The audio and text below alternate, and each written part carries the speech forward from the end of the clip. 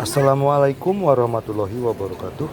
Oke, mari kita lanjutkan saja ceritanya. Tapi seperti biasa, bantu tekan tombol like dan berkomentar dulu ya. Bab 1227, Hidup dan Mati Bersama, dan Berbagi Kekayaan dan Kehormatan Bersama. Pilih kuil penciptaan. Ide awal Pan Ling adalah untuk terus menunggu dan mengamati.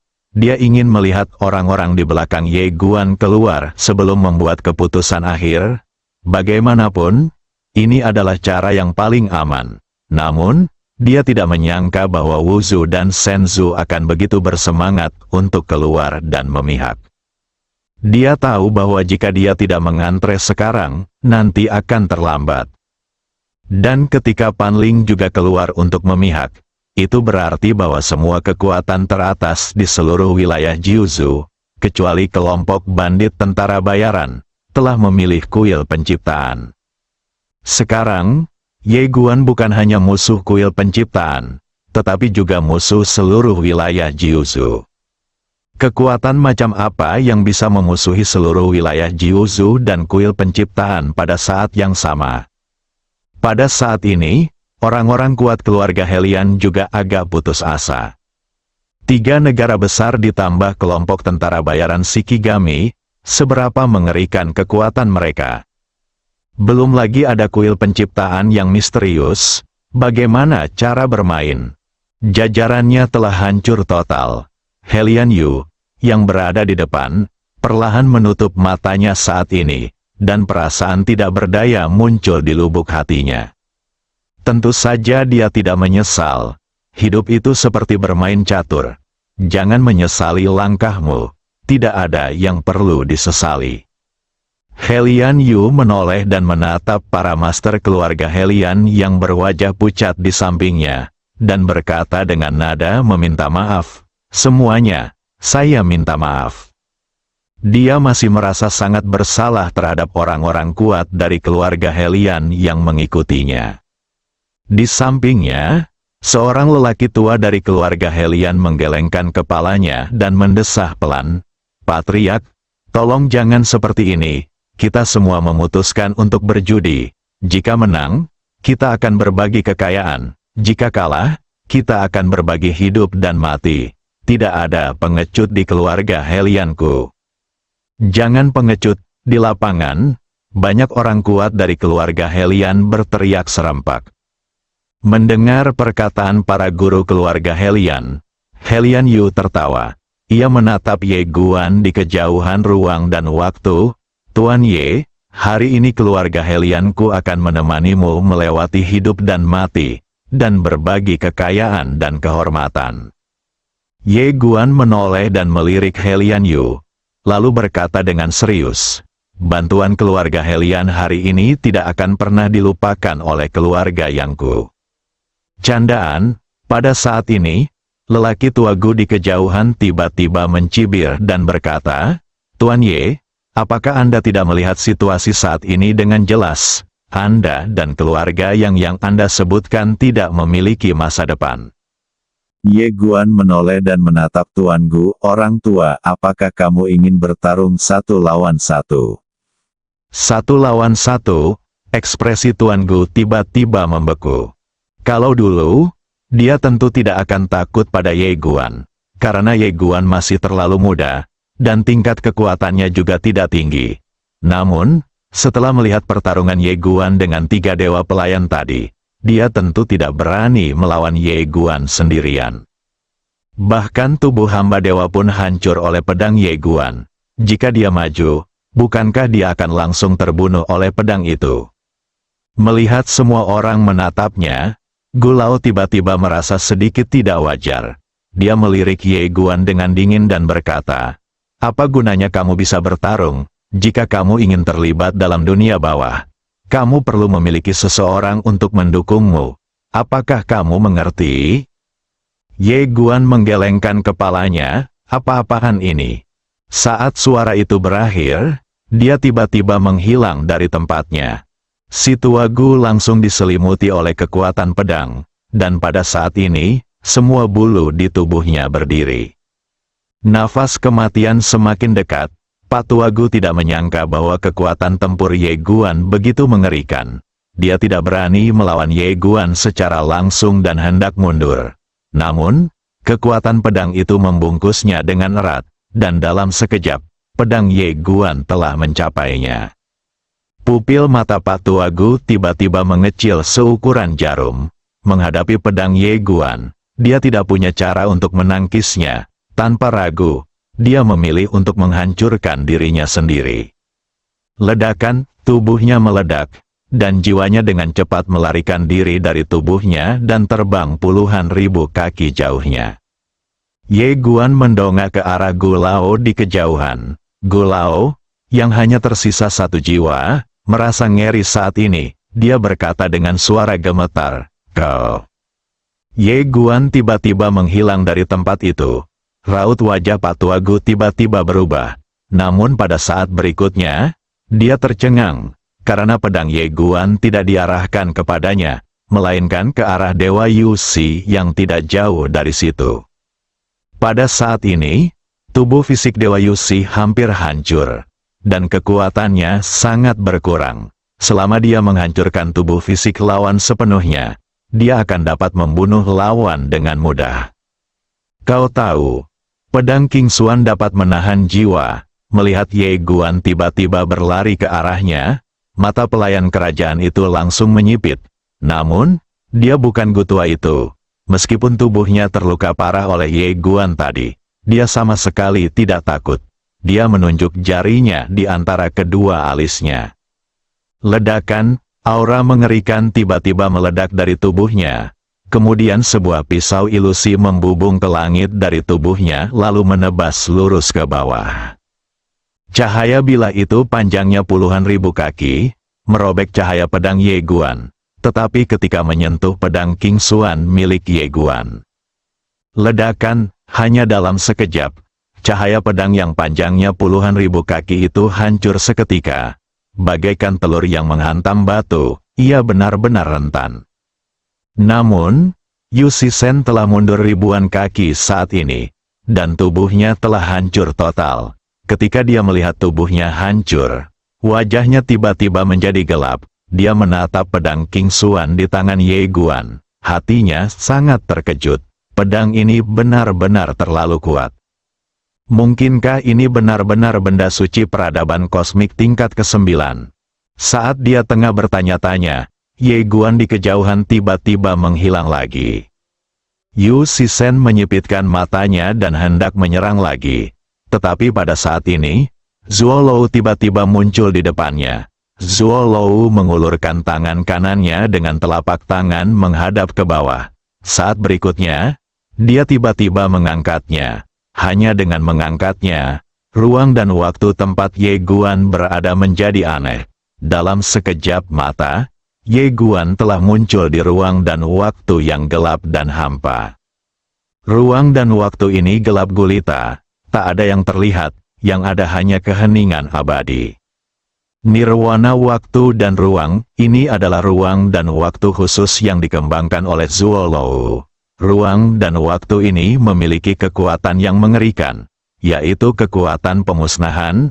Siapapun yang ditarik ke dalam ruang dan waktu ini akan terus-menerus terkikis oleh kekuatan pemusnahan, dan tidak peduli apakah itu rentang hidup, tubuh, atau jiwa, semuanya akan dimusnahkan.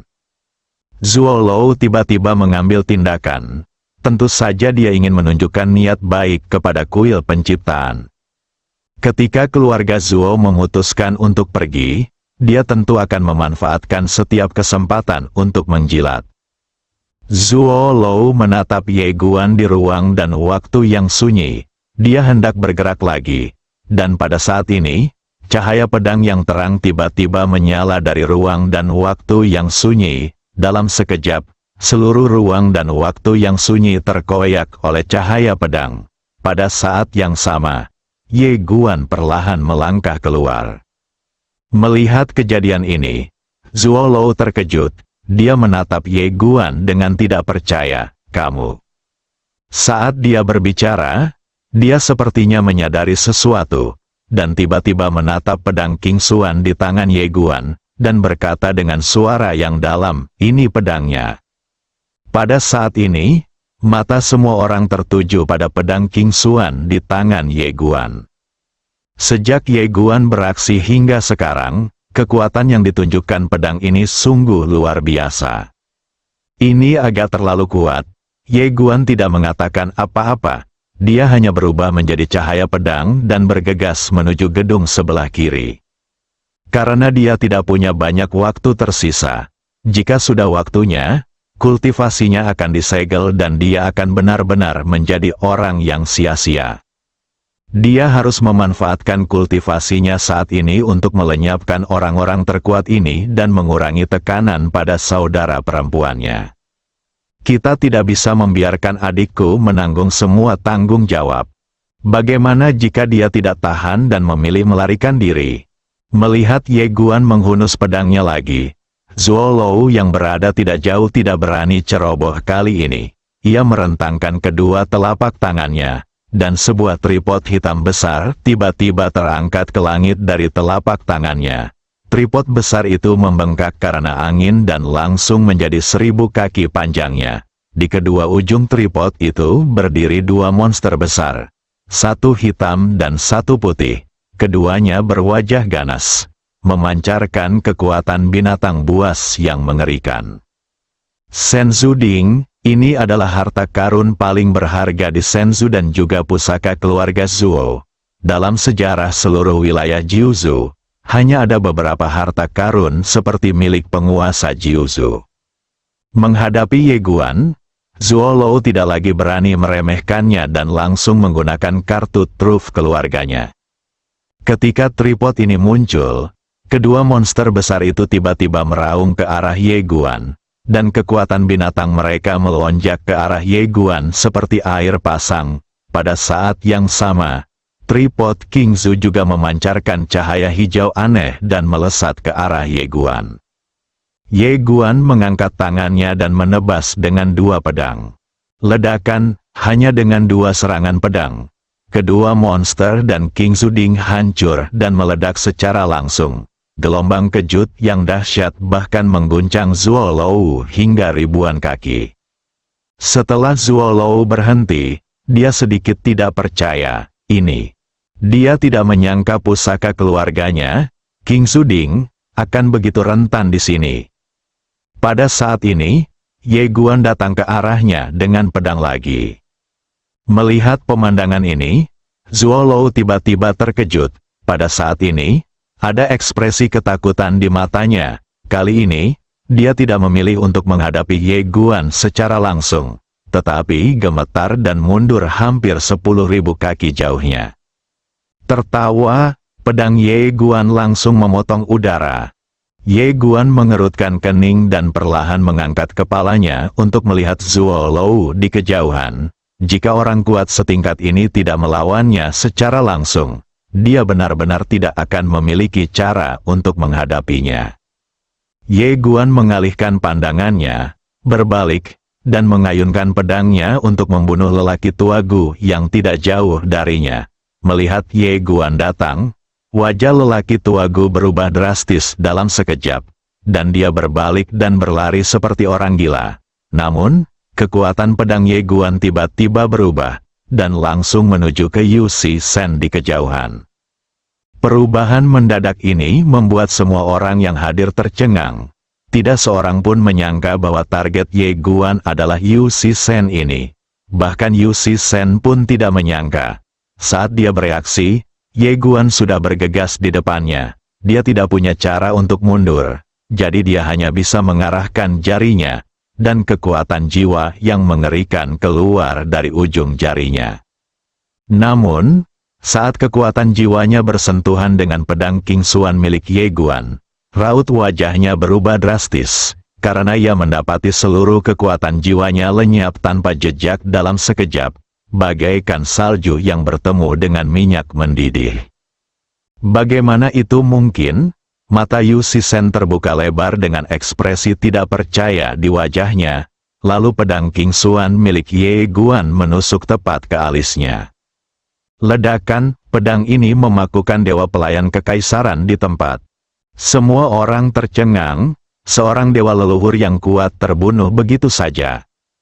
Tepat ketika Ye Guan hendak membunuh dewa pelayan kekaisaran untuk selamanya, dia melihat Pan Ling yang tidak jauh darinya tiba-tiba merentangkan telapak tangannya. Saat berikutnya, sebuah cakram bundar tiba-tiba berubah menjadi cahaya redup dan terbang menuju Ye An dan gundukan kuburan di kejauhan. Kepung Wei untuk menyelamatkan Zhao, bab 1228, menghancurkan segalanya. Ye Guan tidak peduli pada Pan Ling karena dia percaya pada saudara perempuannya. Di kejauhan, Ye An melihat Pan Ling mengendalikan harta karun untuk membunuhnya, jadi dia mengangkat tangannya dan menembaknya. Wah, cahaya redup itu hancur seketika, dan roda bundar itu langsung terhempas. Ye An perlahan mengangkat kepalanya dan menatap Pan Ling. Ia menatap mantan sahabatnya itu tanpa ada sedikit pun gejolak di matanya. Sejak ia memilih kuil penciptaan, mereka bukan lagi sahabat. Ye An menoleh dan menatap gundukan kuburan di belakangnya. Apakah kamu sudah cukup menghisap? Zhang Gang menggelengkan kepalanya berulang kali. Belum. Ye An tiba-tiba terdiam. Pada saat ini, setelah menyerap garis keturunan gila Ye An, aura Zhang Mon menjadi sangat tidak normal. Itu adalah aura yang sangat jahat, dan tingkat kejahatannya bahkan lebih besar dari garis keturunan gila Ye An. Pada saat yang sama, matanya berubah menjadi lautan darah. Ini makin menjadi tidak normal. Pada saat ini, Yu Sisen yang dibekukan di tempat oleh pedang Ye Guan tiba-tiba bertanya, pedang macam apa ini? Ye Guan menatap Yu Sisen, yang hendak berbicara, namun Ye Guan punya ide. Ledakan, hanya dalam sekejap, jiwa dewa penjaga terserap seluruhnya. Namun, Ye Guan mengerutkan kening, dia merasa ada yang tidak beres, tetapi dia tidak terlalu memikirkannya. Sebaliknya, dia langsung mengayunkan pedangnya untuk membunuh Pei Sisen yang tidak jauh darinya. Dia tidak punya banyak waktu lagi sekarang.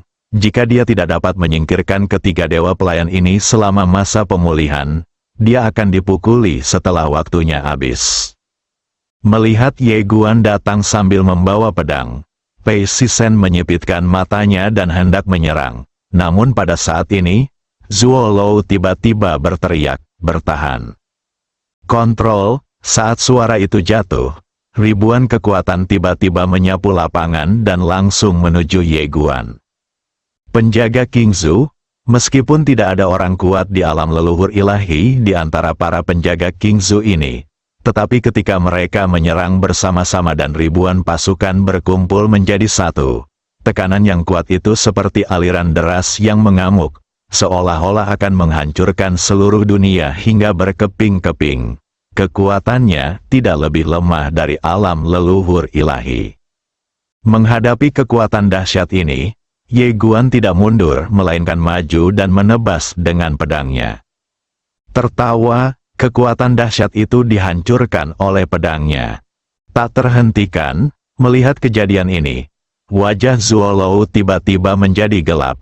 Ia menemukan bahwa pedang Ye Guan benar-benar di luar standar. Benda atau kekuatan sihir apapun akan langsung hancur saat bersentuhan dengan pedang ini. Bahkan dengan kekuatan orang kuat di alam leluhur dewa, pedang ini dapat dengan mudah mematahkannya. Kecuali kekuatannya jauh lebih besar dari Ye Guan. Jika tidak, Ye Guan akan menjadi tak terkalahkan dengan pedang ini. Zuo Lou berbalik dan menatap Pei Sisen. Ia mengepalkan tinjunya dan berkata dengan suara yang dalam, "Tuan, Ye Guan ini memegang pedang dewa. Saya khawatir kita tidak dapat melakukan apapun padanya. Mengapa kita tidak menyingkir saja untuk saat ini?"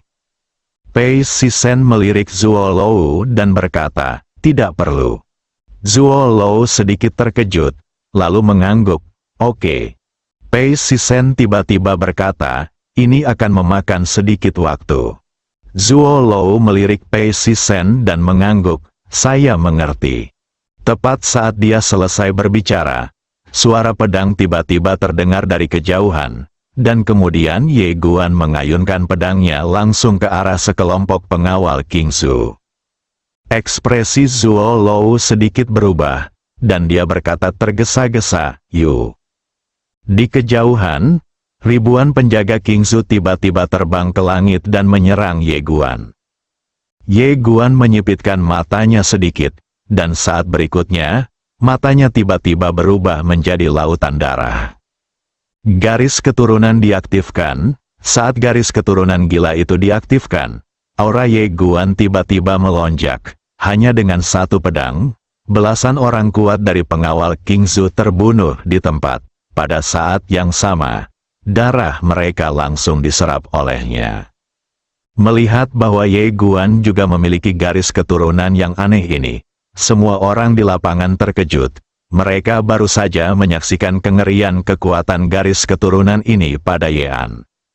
Dan sekarang, hadir satu lagi. Setelah Ye Guan membunuh lebih dari selusin penjaga King Zhou dengan satu pedang, dia tidak berhenti.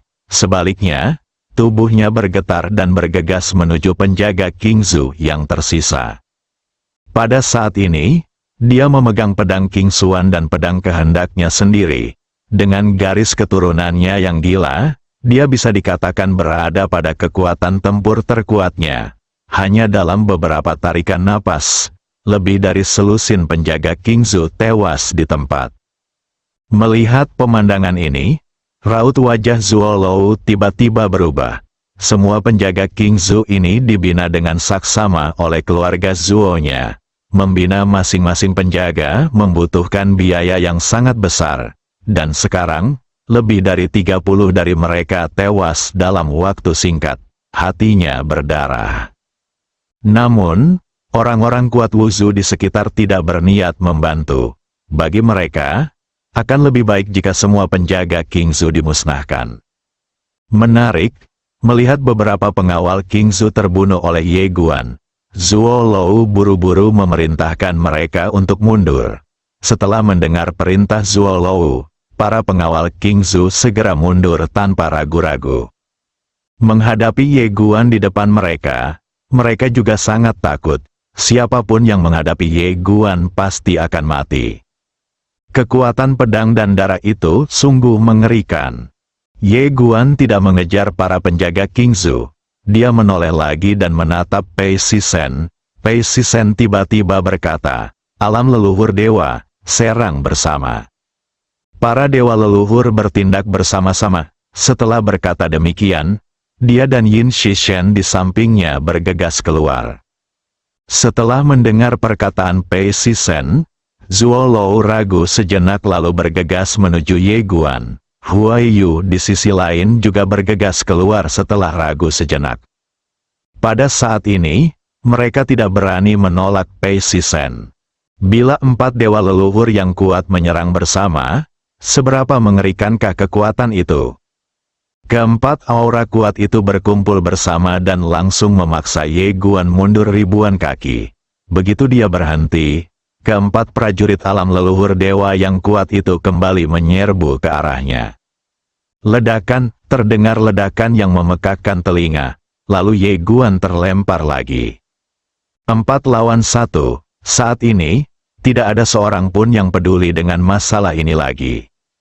Tidak jauh dari sana, saat Yean melihat Ye Guan sedang dikepung, dia tidak lagi peduli dengan gundukan kuburan di sampingnya dan bergegas keluar dengan tombak di tangannya.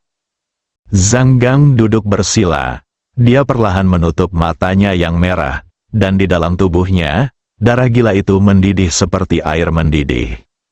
Gundukan kuburan itu dengan rakus menyerap garis keturunan gila yang baru saja diserapnya dari Yean.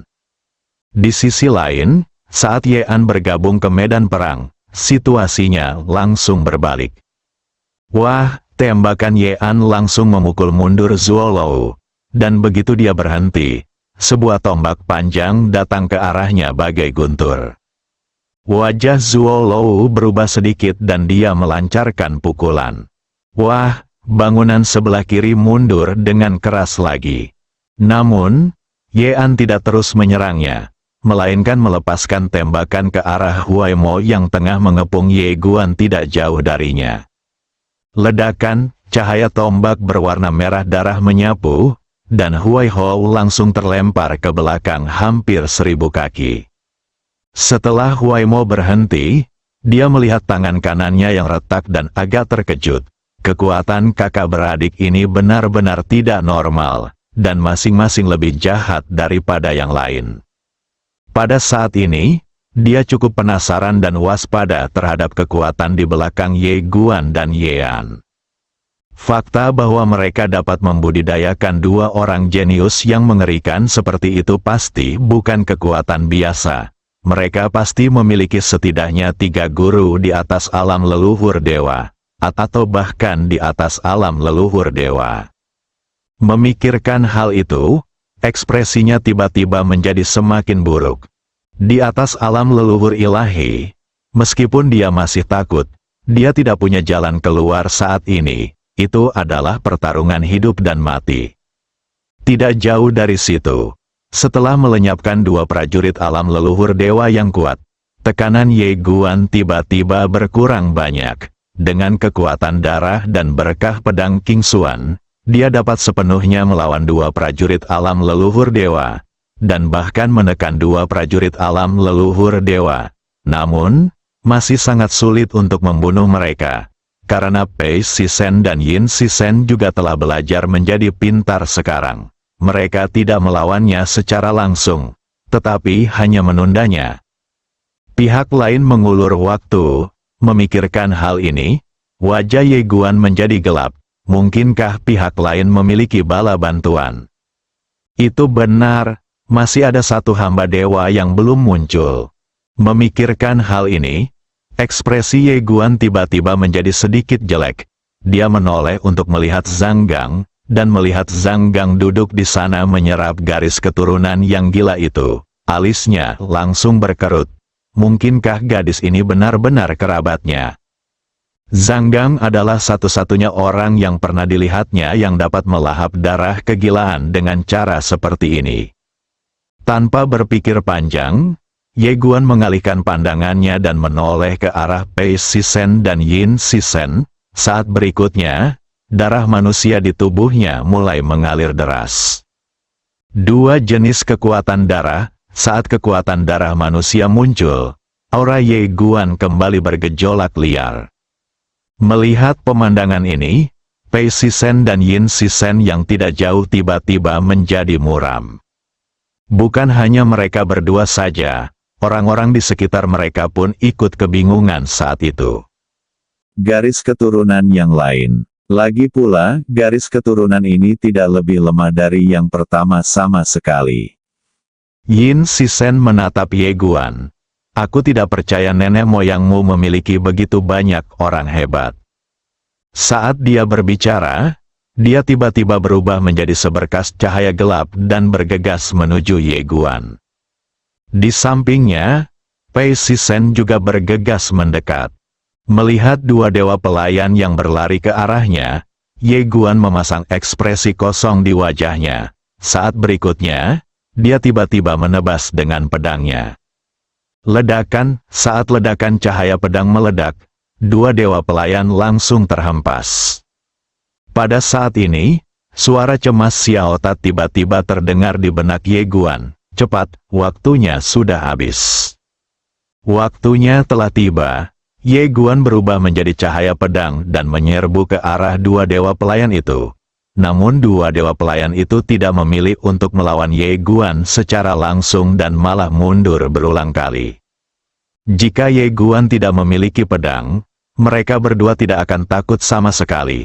Tetapi dengan pedang, mereka tidak berani melawannya secara langsung. Jika mereka melakukannya, mereka akan mati atau terluka.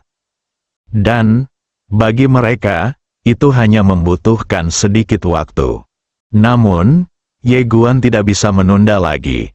Begitu waktunya habis dan kultivasinya telah disegel, sama sekali tidak ada cara baginya untuk menghentikan 4 prajurit alam leluhur dewa yang kuat di depannya. Kita tidak bisa membiarkan ayah dan bibi mengurus semuanya, kan? Lagi pula, aku punya kesepakatan dengan bibiku kali ini. Memikirkan hal ini, niat membunuh Ye Guan meningkat. dan darah iblis gila serta darah manusia di tubuhnya mulai mendidih lagi. Dia menatap Pei Sisen, dan dia terbang dengan pedangnya. Untuk meningkatkan kecepatannya hingga ekstrim, dia langsung memilih untuk membakar tubuhnya. Pedang terhebat, kekuatan 2 garis keturunan dan berkah pedang King Xuan. Di kejauhan, Pei Sisen melihat Ye Guan datang ke arahnya sambil membawa pedang. Awalnya dia ingin mundur lagi, tetapi seolah merasakan sesuatu, sudut mulutnya sedikit terangkat. Dia tidak menghindar, tetapi membiarkan pedang Ye Guan menusuk alisnya. Ye Guan tercengang, semua orang tercengang, apa yang sedang terjadi? Pada saat ini, Ye Guan sepertinya merasakan sesuatu dan tiba-tiba mendongak. Dia melihat 3 cahaya ilahi jatuh langsung dari kedalaman galaksi, menembus alam semesta galaksi. 3 cahaya ilahi jatuh langsung ke dalam kekosongan ruang dan waktu ini. Hanya dalam sekejap, 3 tekanan mengerikan langsung merasuki seluruh kekosongan ruang dan waktu. Di bawah 3 tekanan ini, semua orang di lapangan merasa terengah-engah, bahkan Zuo Lou dan Huai Hou. Semua orang terkejut. Ye Guan melihat 3 cahaya suci itu perlahan menghilang. Kemudian, 3 orang perlahan keluar, Pei Sisen, Yin Sisen, melayani Tuhan. Di belakang 3 dewa pelayan, seberkas cahaya ilahi muncul, menguasai segalanya. Pada saat ini, semua orang di lapangan tiba-tiba menyadari, inilah hakikat sejati, seluruh kekosongan waktu dan ruang itu sunyi senyap. Bersambung.